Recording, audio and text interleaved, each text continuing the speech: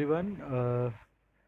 Unit number 9 में हम देख रहे थे कुछ चीज़ों को, general saving energy saving tips के बारे में।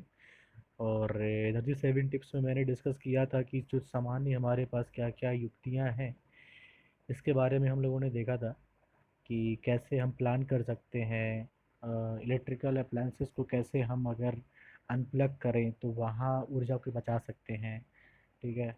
खुद उपकरणों को बना करके भी हम ऊर्जा को बचा सकते हैं। ठीक है। और किस प्रकार से हम अवॉइड कर सकते हैं कि बिजली के उपकरणों को कितना कम से कम हम इस्तेमाल करें। ठीक है। कोशिश करें कि जो नेचुरल हमारे पास एनवायरनमेंट में जो प्रकृति में उपलब्ध चीज़ें हैं उसके द्वारा ही हम चीज़ों पे यूटिलाइज़ करें, उन चीज़ों को धूप का यूटिलाइज करें। एयर हमारे पास जो है, हवा है, नमी है, ठीक है ना, पेड़ है, पौधे हैं, इनके द्वारा हम चीज़ों को यूटिलाइज़ करें। ठीक है। और बताया था कि नवीकरणीय स्रोत पे हम अपनी डिपेंडेंसी को बढ़ाएं। ठीक है। पर्यावरण के लिए और आने वाली जनरेशन्स के लिए भी हमारे पास एक अच्छा होगा, अपॉर्चुनिटी होगी। और इस फील्ड में काफ़ी रिसर्च की रिक्वायरमेंट भी है, तो आने वाले टाइम में हमारी पूरी टोटल डिपेंडेंसी जो है वो बढ़ेगी नवीकरणीय ऊर्जा के स्रोतों पे। जैसे हमारे पास सोलर है, विंड है, ठीक है, टाइडल है, जियोथर्मल है, तमाम तरह के हमारे पास नवीकरणीय ऊर्जा के स्रोत हैं जिन्हें हम दोबारा प्राप्त कर सकते हैं। ठीक है। और प्रकृति को भी इससे काफ़ी ज़्यादा, इन्वायरमेंट को भी हम क्षति रोकेंगे। ठीक है। इन्वायरमेंट को ज़्यादा ये हमारे डिस्टर्ब नहीं करेगा। फिर कुछ प्रोडक्ट्स हमारे होंगे जो इन्वायरमेंट फ्रेंडली प्रोडक्ट्स होंगे, जिसको इको फ्रेंडली प्रोडक्ट्स कहते हैं। और इसके लिए देखो, ये इको फ्रेंडली प्रोडक्ट के बारे में क्या है कि कुछ चीज़ें से गवर्नमेंट जो सर्टिफिकेशन करती है, आईएसओ सर्टिफिकेशन करती है, गवर्नमेंट ग्रीन सर्टिफिकेशन करती है। ठीक है सर। मतलब कि कुछ ऐसे उत्पादों को वो बिक्री करने के लिए मार्केट में, कि आप उसके द्वारा आप पहचान कर सकते हो कि ये प्रोडक्ट हमारा जो है वो बेसिकली उसके लिए है जो इन्वायरमेंट के साथ है, मतलब इको फ्रेंडली है हमारा। ठीक है। जैसे प्लास्टिक्स को हम यूज करते हैं, ठीक है ना, प्लास्टिक हमारे पास दो तरह के, एक इको फ्रेंडली प्लास्टिक भी हमारे पास है, सिंथेटिक टाइप में, बट उसका प्रोडक्शन काफ़ी कॉस्ट हाई होता है। ठीक है। तो अगर उपकरणों को हम खरीदें तो प्लास्टिक, इस प्रकार के उपकरण हों, ठीक है, वहाँ पे हम लोगों ने पहले भी स्टार रेटिंग के बारे में पढ़ा है। ठीक है। जो ऊर्जा की बचत तो करता ही है, साथ ही साथ पर्यावरण को भी ज़्यादा नुकसान नहीं पहुंचाता है। ठीक है। अपने घर को इंस्पेक्शन करिए, टाइम टाइम से चीज़ों को देखते रहिए कि क्या वहाँ पे संभावित चीज़ों को हम क्या ऊर्जा बचा सकते हैं कि नहीं।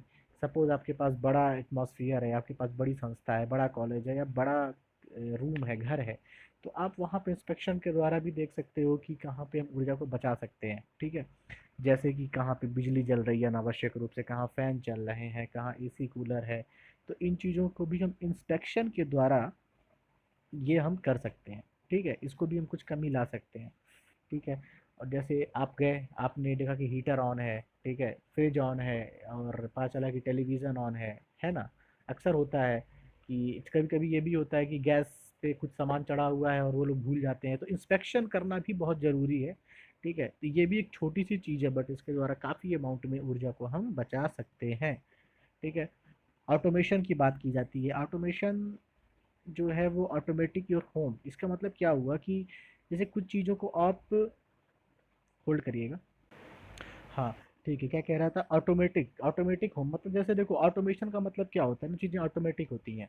जैसे आपके पास मान लो आपने कोई ऐसी डिवाइस घर में अपने कमरे में लगा दिया, ठीक है, जो कूलिंग इफेक्ट को देखता है। ठीक है। तो आपको बार बार सेट नहीं करना पड़ेगा कि कितना टेम्परेचर के अकॉर्डिंग हम हाई करें, कम करें, वो इन्वायरमेंट के अकॉर्डिंग, आपके टेम्परेचर, बॉडी टेम्परेचर के अकॉर्डिंग वो ऑटोमेटिक चीज़ों को एडजस्ट कर लेगा। ठीक है। तो जैसे हमारे पास एक इसका एग्जांपल, बेस्ट एग्जांपल है, जो हमारे पास इंडक्शन मशीनें जो होती हैं, इंडक्शन कुकर वगैरह, या इंडक्शन जो हमारे पास बर्तन में हम जो खाना बनाते हैं, इंडक्शन ऑटोमेशन पे होता है। आप सेट कर देते हो कि चीज़ें हमारी इतनी टेम्परेचर पे चाहिए, तो उससे ज़्यादा टेम्परेचर पे आपको रिक्वायरमेंट अगर है तो आप उसको बढ़ा भी सकते हो, आपको कम की आवश्यकता है घटा भी सकते हो। ठीक है। तो ऑटोमेशन की तरफ जाने की बात यहाँ पे की जा रही है। ठीक है। अब हम अगले टॉपिक पे आते हैं कि प्रकाश की व्यवस्था, मतलब कि energy saving tips in lightning. देखो, बिजली जो हम यूज करते हैं उसका एक बहुत बड़ा हिस्सा बेटा प्रकाश के रूप में हमारा हमारा व्यय होता है लाइट के रूप में। ठीक है। अब देखो लाइट के रूप में जो व्यय होता है, इसका मतलब देखो घरों में तो हम बिजली जलाते ही जलाते हैं अपने आसपास। सोचो आप ये कि जो पूरे, अगर मैं कंट्री वाइज की बात करूँ या वर्ल्ड वाइड बात करूँ, तो स्ट्रीट लाइट आपको हर जगह मिलेंगे। इवन कुछ भी फंक्शंस होते हैं, कोई शादी का हुआ, कुछ प्रोग्राम हुआ, तो लाइटनिंग का जो है बहुत बड़ा एक हिस्सा है, एक बहुत बड़ा मार्केट है, और बहुत बड़ा उसका एक पोर्शन है। ठीक है।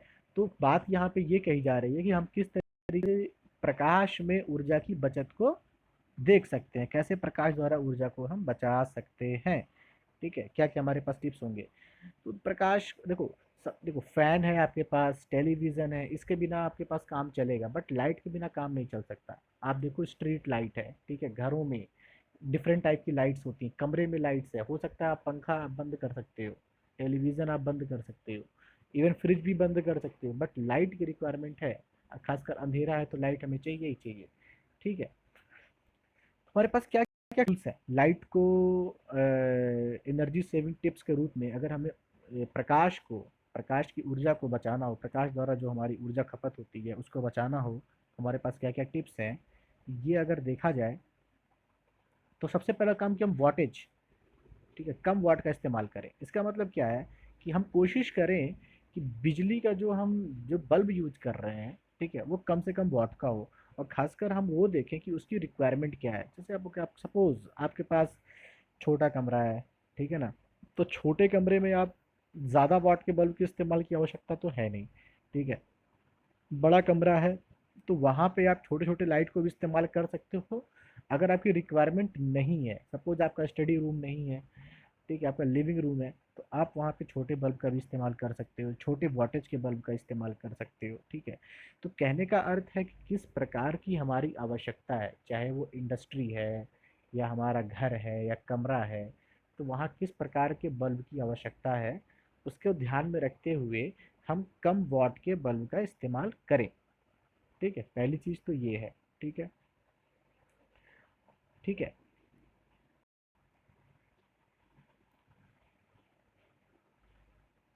चलिए, उसके बाद हम यहाँ पे ये भी देख सकते हैं कि मल्टीपल स्विचेस ना हो। मल्टीपल स्विचेस का कहने का मतलब ये है कि मतलब यूज करें। ठीक है, मल्टी स्विच करने का मतलब ये है कि, एक मिनट, जैसे आपके पास कोई बल्ब है, ठीक है, ठीक है, और ये भी एक बल्ब है, ठीक है, और ये भी एक प्रकाश बल्ब है, तीन तरह के बल्ब हैं। ठीक है। अब ऐसा ना हो कि इन तीनों को कनेक्शन, जो इलेक्ट्रिकल कनेक्शन दिया गया है, किसी एक ही स्विच से हमने दे दिया।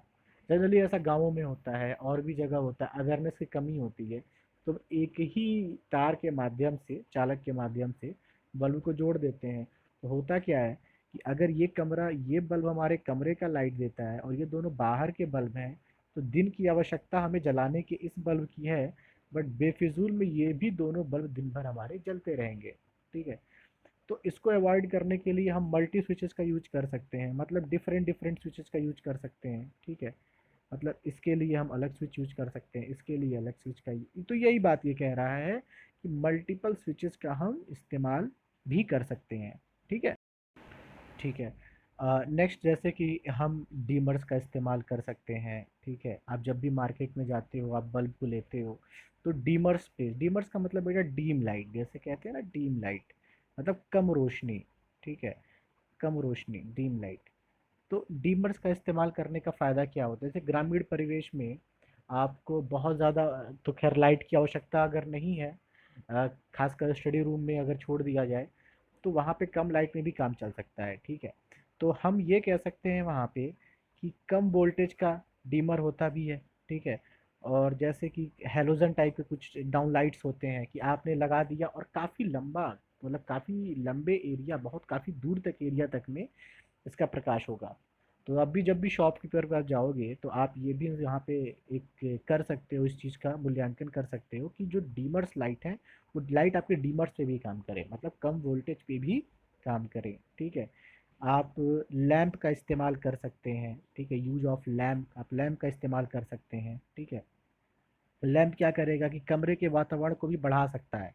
ठीक है, आवश्यक हो तो आप सेंट्रिक होकर के, मतलब जैसे आप टेबल लैंप का इस्तेमाल कर रहे हो, ठीक है, तो आप कम वॉटेज का टेबल लैंप का इस्तेमाल कर रहे हो और आप कमरे में अपने टेबल पे चेयर पे पढ़ाई करनी है, तो आप वहाँ पे इस्तेमाल कर सकते हो।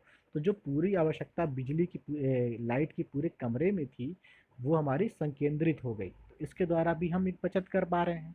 ठीक है, मोशन डिटेक्टर के द्वारा हम कर सकते हैं। दैट मीन्स कि एक एक तरह से क्या होता है ना कि जैसे मोशन डिटेक्टर मतलब कि जैसे कि ये ट्रैफिक में रूल्स में ट्रैफिक में इस्तेमाल होता है। ठीक है, सेंसर होते हैं कुछ इसमें कि जैसे आप मोशन कर रहे हो, अगर कोई व्यक्ति कमरे के अंदर है तो ऑटोमेटिक लाइट हमारी जलेगी। कोई व्यक्ति कमरे के बाहर नहीं है, कमरे के अंदर नहीं बाहर है, तो लाइट्स हमारे ऑफ हो जाएंगे। ठीक है, उसके बाद हम देखो सोलर का इस्तेमाल कर सकते हैं।